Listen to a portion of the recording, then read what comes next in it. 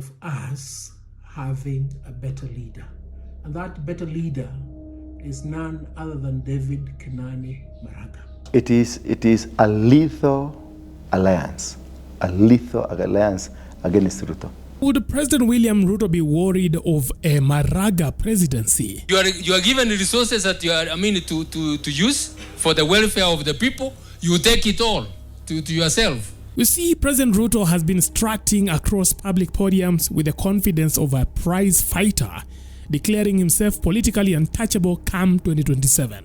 Hawa watu ya makelele hii wanasumbua, wanapiga makelele sijui mitandao wapi. Hawa watu wako na kazi ngumu sana. Kushindana na mimi, wako na kazi ngumu. Si mambo yao ni kuchora tu kwa internet na kuzunguka na fitina.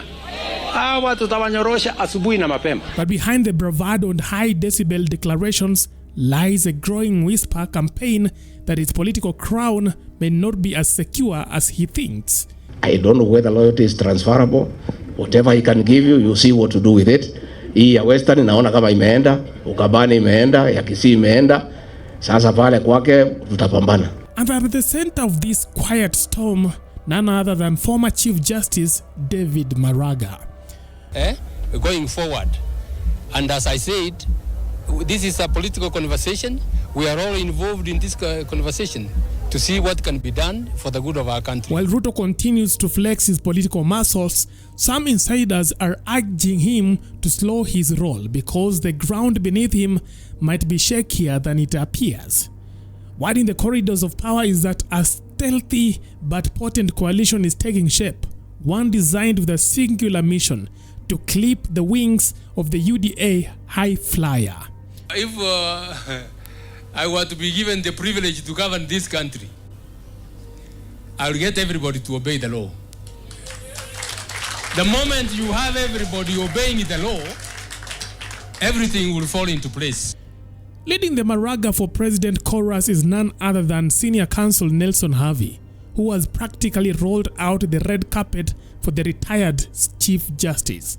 Harvey insists Maraga is the antidote to Ruto's rule, calling him the one man who could send the president packing. No sweat, no strain. Of life must see the propriety of us having a better leader. And that better leader is none other than David Kenani Maraga. You see, friends, in life, there are certain things that are very important. A clown has fans. A leader has followers. And friendship is between equals. We have reached that point in time where we need to cut off all fans. We need to be cautious of who our friends are. And we need to be leaders and achievers in this enterprise. This must be done. It must be done not for us, but for those who will come after us. It is your decision that you must exercise appropriately. Effective now, we must have David Kenani Maraga for President of the Republic of Kenya.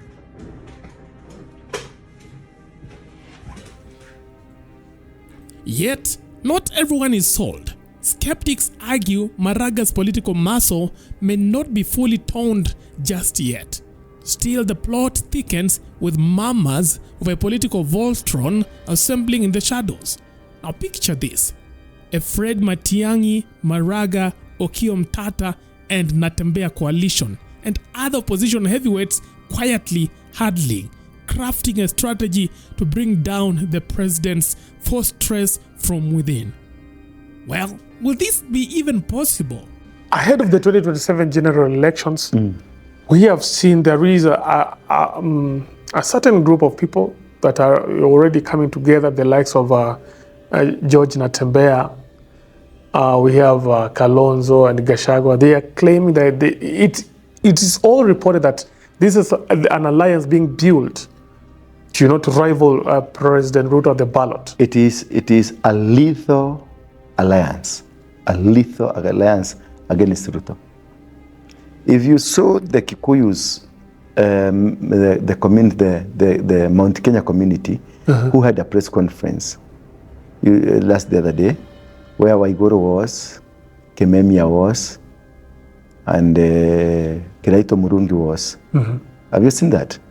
Not yet. You should go and look for it. It is there. They did a press conference, and they were just like coming together. And then we have the Gachagua on board, if at all it will work. If you look at the people fronting this alliance, this working together, are the people that have worked in the government from either administrative level or from economical level. People who have worked in the government and they know what is a government, how to destroy it and how to build it. If you look at a person like Kimemia is one with Gachagua. They were administrators. Kimemia was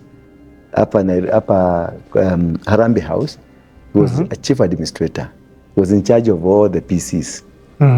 That's a person who has risen from the ranks za kuwa chief, sub-chiefo, DODC, kupanda hivyo. Those are the people who we call administrators.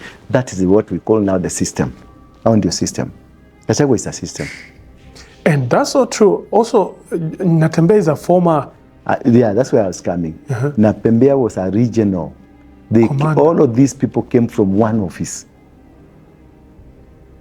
They have risen through the ranks of a DO, a DC, a PC, or a regional commander, a regional commissioner.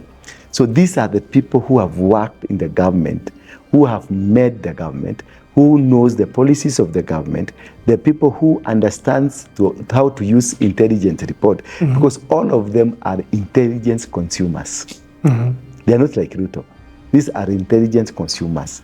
They are people, they're not like Sudi. People like Sudi, they're just clueless. They're just clueless.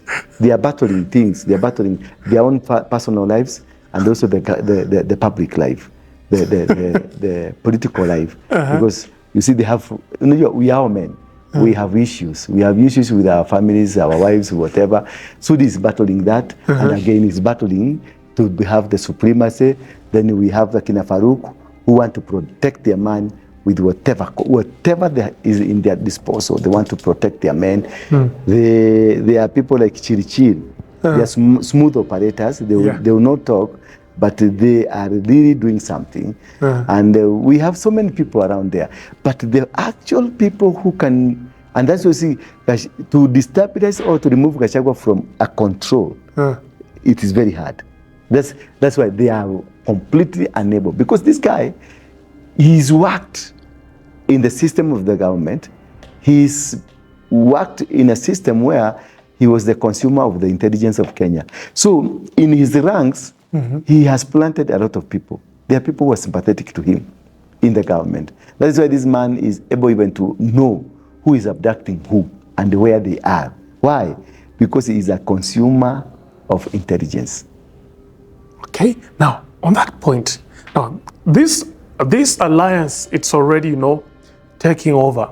And at the end of the day, it has to have one representative who will face off the president at the ballot. If at all we are going to reach there, if at all we are going to reach there, in mambo ya kuchaguana, the person that will be like an admiration, because Gen Z will play a big role. The person who will be an admiration to the Gen Z, it is a person like either Matiang'i.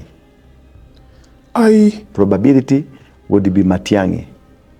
Why? Because he will be projected as a ruthless person who is going to bring Kenya back to its normality. So that will be the card. If it is Matiang'i, that will be the card. Then it may appear it is Kalonzo. Then the argument will be is a sober man, is somebody who can bring peace, who can bring unity amongst all tribes in Kenya. That's number one. Natembeya, not yet. Natembeya will be used as a king for the Luhya community, so that at least they can have 50% of the Luhya votes, but not him becoming there. But he will be used like Wetangula, like Mudavadi. No, Wetangula and Mudavadi are normally used for for that purposes. They say if you want lawyers, get what? Get one, you get another one. It's a package. Nunua moja, get one, buy one, get one free. Yeah. Yeah, it's buy one, get one free. And that is how it is. Then because it's like Eugene Wamalwa is not picking up properly, but Natembeya is moving fast. Yeah. Natembeya, at the end of the day, you feel that he's going to be a very big threat in Western? Yes. He will have a lot of people around him, will incline around him, and he will be propelled as the king. Then Raila will go and endorse him. If things doesn't work well, hapa kwa AUC, Raila ataenda na atamuendorse huko for the usage of future. Kina Salasia, hiyo grupu yote, itarudi pande hii. Itarudi pande ya where Uhuru will be. And where kina Natembeya, kina Matiang'i, kina Kalonzo, where they will be. And that is where also where Raila will be.